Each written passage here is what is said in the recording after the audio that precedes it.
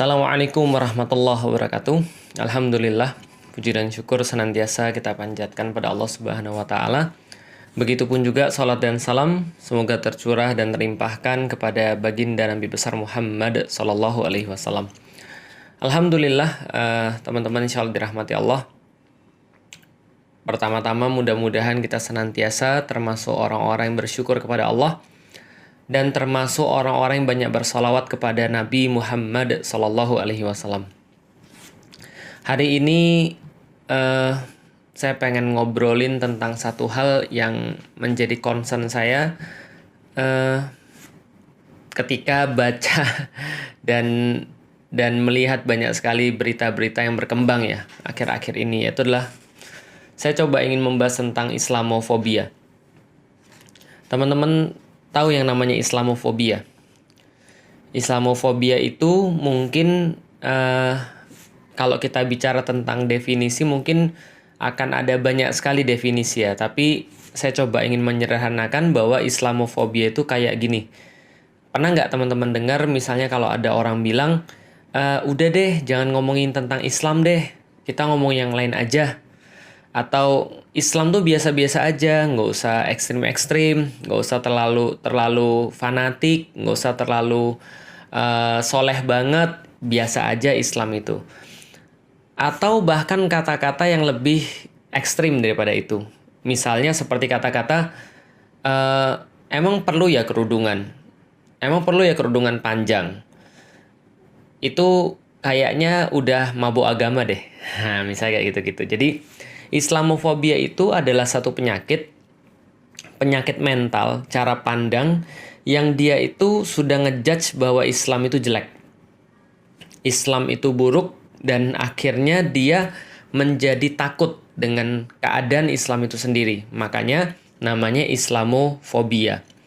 Dan kata-kata term Islamofobia ini adalah term yang baru muncul secara luas itu terutama semenjak 2001. Semenjak adanya pesawat nabrak ke 911, lalu kemudian disitulah peristiwa terorisme itu kemudian dimulai, war on terrorism dimulai, dan akhirnya Islam tuh dianggap sebagai biang daripada masalah terorisme. Maka mulailah Islamofobia ini muncul baik dari segi ucapan, baik dari segi perbuatan atau bahkan pemikiran-pemikiran. Misal, orang ketika ngelihat orang muslim nggak suka, langsung dipukul di Amerika. Dilempari dengan kaleng minuman. Diludahi juga ada. Bahkan mereka menerima siksaan-siksaan fisik dan seterusnya. Karena dianggap bahwa orang muslim lah yang menginisiasi terorisme. Jadi orang tuh jadi takut dengan Islam. Mereka punya satu pandangan-pandangan yang salah tentang Islam karena framing-framing yang mereka dapat pada saat itu Islam itu kejam, Islam itu ngeri, Islam itu sadis, Islam itu tukang bunuh orang, Islam itu pasti nggak bisa get along dengan yang lain, Islam itu nggak akan toleran, mau memaksakan kehendaknya sendiri, memperbudak perempuan, menyebarkan agama dengan pedang. Nah sehingga kalau ada Islam di lingkungan kita ini nggak bagus. Itu yang coba mereka sampaikan dengan yang namanya Islamofobia.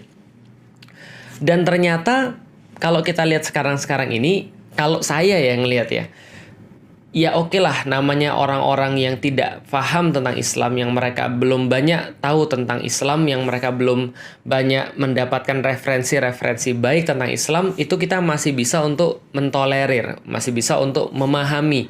Kenapa sih dia bisa jadi benci, bisa jadi nggak suka, bisa jadi nggak nyaman dengan yang namanya Islam? Ya karena itulah yang mereka terima referensinya, dan saya justru merasa saya bersalah. Kenapa? Karena saya nggak bisa mengantarkan referensi itu pada mereka sebelum mereka mendapatkan referensi yang salah. Harusnya kan saya dong sebagai seorang muslim yang menjadi agen-agen muslim yang mereka tahu gitu loh, maksudnya ketika kita berlaku baik kepada mereka, ketika kita menyampaikan Islam yang benar pada mereka sebelum framing-framing tentang Islam itu muncul, toh mereka juga pasti tidak akan pernah berpikir seperti itu. Artinya ya kalau ada yang bukan muslim lantas kemudian Islamofobia karena mereka punya media, mereka punya referensi yang memang memframing Islam seperti itu, ya mungkin masih wajar. dan mungkin masih biasa. Kenapa? Karena memang ya mereka tidak mendapatkan cukup referensi dan kita belum bisa untuk menyampaikan referensi-referensi yang benar tentang Islam. Akan tetapi ada juga di antara orang muslim yang juga Islamofobia. Ada di antara orang muslim juga yang mereka juga merasa bahwa keberadaan Islam itu mengancam mereka. Keberadaan Islam itu kayak sesuatu yang buruk bagi mereka. Nah, ini yang kemudian menurut saya agak nggak wajar. Kenapa agak nggak wajar? Ya karena mereka harusnya ngerti dong tentang Islam gitu kan ya. Ya walaupun ya balik lagi lah. Islamofobia itu sebenarnya juga bukan pertama kalinya tahun 2001. Tapi bisa kalau kita mau trace lagi ya dari awal-awal ketika ya perang salib gitu ya. Ketika perang salib itu pun dimulai karena adanya informasi-informasi yang informasi-informasi itu juga tidak tepat tentang Islam, tidak precise tentang Islam. Nah, karena itulah mereka mendapatkan informasi yang nggak pas itu, akhirnya mereka punya kesimpulan sendiri tentang Islam, dan tentu saja kesimpulannya itu adalah bukan kesimpulan yang benar, bukan kesimpulan yang pas. Islamofobia, kalau memang ini ada pada orang-orang selain Muslim, saya secara pribadi lebih menganggap itulah tanggung jawab saya untuk lebih meluaskan Islam. Artinya saya belum cukup banyak untuk mendakwakan Islam pada mereka. Yang susah ini teman-teman sekalian kalau ada orang Muslim yang Islamofobia.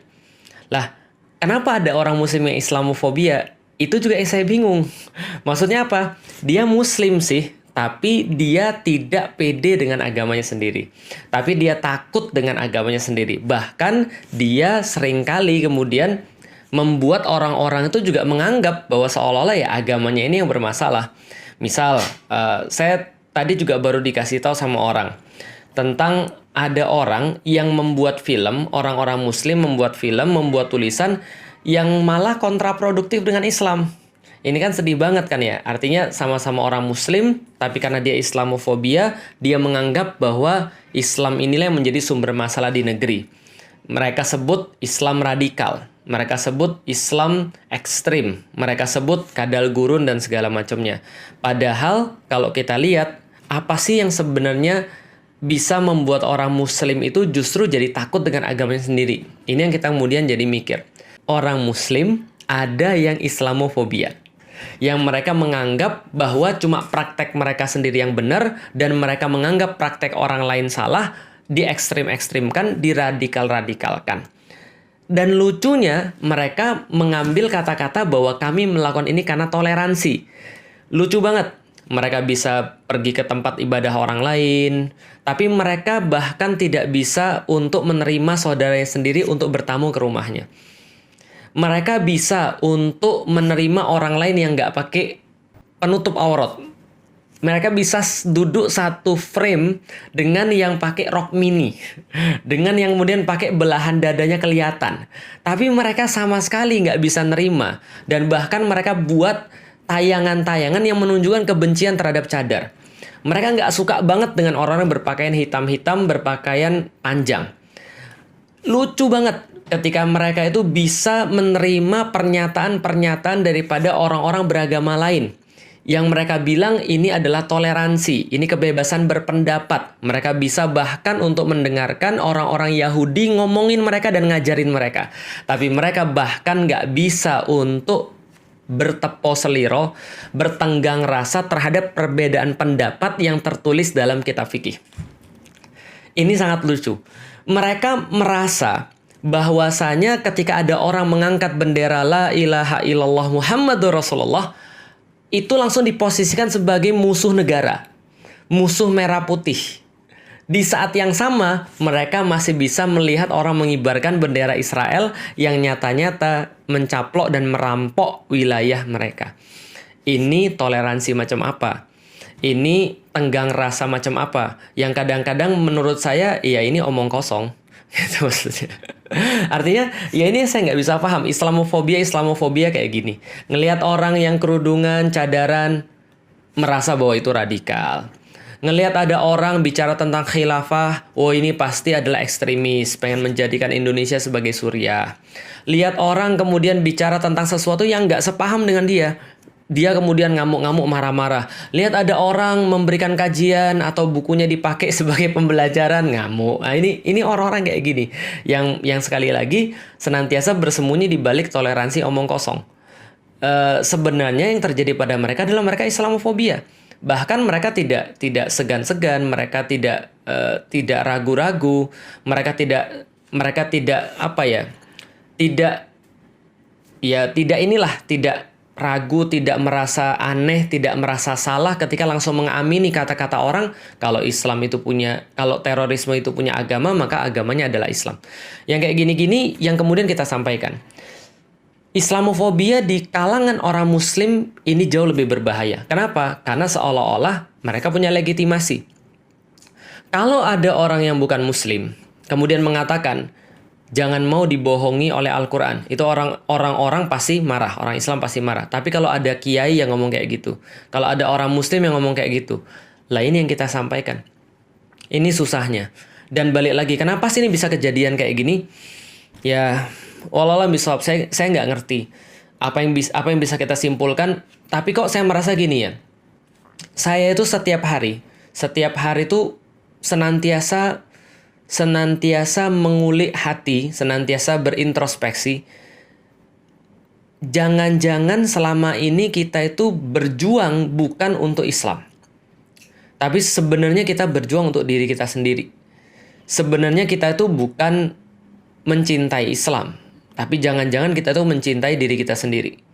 Apa kemudian tanda-tandanya? Saya tuh takut banget ketika kemudian saya merasa bahwa ketika saya disinggung, itu saya merasa lebih marah daripada ketika Islam disinggung.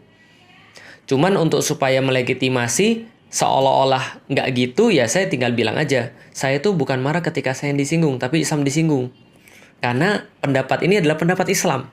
Sebenarnya sih pendapat saya. Tapi supaya ada pembenaran, saya bilang ini pendapatnya Islam, sehingga saya tersinggung. Yang terjadi kan sekarang kan gitu kan ya. Ada orang-orang kemudian merasa paling toleran, merasa paling NKRI, merasa paling Pancasila, terus memaksakan pendapat dia tentang Islam. Dan orang nggak boleh punya pendapat yang lain. Dan kalau orang punya pendapat yang lain, dia bilang itu bukan Islam yang benar, bukan Islam Nusantara, tapi itu Islam radikal, itu Islam ekstrim, dan Islam segala macamnya. Akhirnya apa yang mereka lakukan? Ini Islamnya bukan Islam yang benar, dia layak masuk penjara. Dia layak kemudian untuk ditolak, dia layak untuk dipersekusi, dia layak untuk dibully, dia layak untuk kemudian dicaci maki karena dia tidak sama dengan kita. Lalu di mana toleransi yang kemudian disampaikan? Padahal yang lucunya tadi, terhadap agama lain mereka bisa sangat lemah lembut, bertepos seliro, bermujamalah, bermanis muka, bahkan kemudian makan bareng, bahkan kemudian wah, pokoknya luar biasa deh pokoknya. Nah, ini yang kemudian kita sampaikan. Kenapa sih bisa gitu? Kalau saya senantiasa berintrospeksi tadi. Jangan-jangan saya ini merasa bahwa saya tuh mewakili Islam. Sehingga ketika saya merasa saya mewakili Islam, kalau ada orang nggak suka dengan saya, berarti orang nggak suka dengan Islam. Padahal orang tuh cuma nggak suka dengan saya, bukan nggak suka dengan Islam. Orang tuh sebenarnya nggak suka sama kelakuanmu aja. Bukan nggak suka sama Islamnya, gitu maksudnya. Cuma kelakuanmu aja, atau kelakuanku aja gitu maksudnya. Itu yang pertama. Yang kedua, saya berintrospeksi. Jangan-jangan saya punya rasa hasad terhadap kaum muslimin. Apa itu hasad? Hasad itu adalah sesuatu yang terjadi pada saudara-saudaranya Yusuf ketika Yusuf itu mereka merasa lebih diperhatikan daripada mereka. Bapaknya lebih sayang Yusuf. Siapa yang membisikkan hal-hal kayak gini? Syaiton. Syaiton membisikkan sehingga kita merasa bahwa kita harusnya lebih berhak, kita merasa lebih punya legitimasi untuk bisa menentukan yang mana benar dan yang mana yang salah. Lantas kemudian kita merasa bahwa hak kita diambil orang. Kita merasa paling NKRI. Sehingga kita merasa bahwa cuma kitalah yang bisa mempertahankan NKRI dan cuma kitalah yang berbuat paling bagus untuk NKRI. Selain itu kita harus kemudian habisi. Kita merasa kita paling Pancasila. Sehingga apa yang kita sampaikan itulah yang Pancasilais, yang lain itu tidak Pancasilais. Walaupun kelakuannya jauh berbeda. Yang kayak gini-gini. Ya kan persis seperti ketika iblis berkata, ana khairu minhu. Saya lebih baik daripada dia. Kenapa? Khalaqtani min nar wa khalaqtahu min tin. Saya diciptakan daripada api dan dia diciptakan daripada tanah. Siapa yang ngasih narasi bahwa api lebih bagus daripada tanah? Kan dia sendiri. Kan nggak ada yang ngasih narasi. Allah nggak ngasih narasi itu. Yang ngasih narasi adalah ya orang-orang itu sendiri. Iblis-iblis itu sendiri. Sedangkan dia nyalain manusia, padahal manusia nggak ngerti apa-apa. Itu dalam kasus iblis tadi. Nah, itu yang kemudian kita introspeksi. Yang saya lihat, ya kita sekali lagi nggak bahas tentang orang-orang yang bukan muslim. Ada orang bukan muslim salah paham tentang saya, ada orang bukan muslim salah paham tentang Islam, ada orang muslim salah paham tentang dakwah. Kita introspeksi. Berarti salah kita belum bisa menyampaikan Islam dengan benar dan dengan serius dan dengan indah. Sehingga mereka mau untuk melihat itu. Tapi kalau seandainya ada orang muslim yang Islamofobia, bahkan bikin tayangan-tayangan, bikin kampanye-kampanye yang itu justru kontraproduktif dengan Islam. Mempermainkan kata takbir, lalu kemudian menulis dengan take beer gitu kan ya, take a beer dan segala macam. Padahal dia muslim dan dia mengolok-olok seolah-olah dia itu merasa bahwa Islam inilah yang membuat masalah. Itu yang kemudian saya khawatirkan.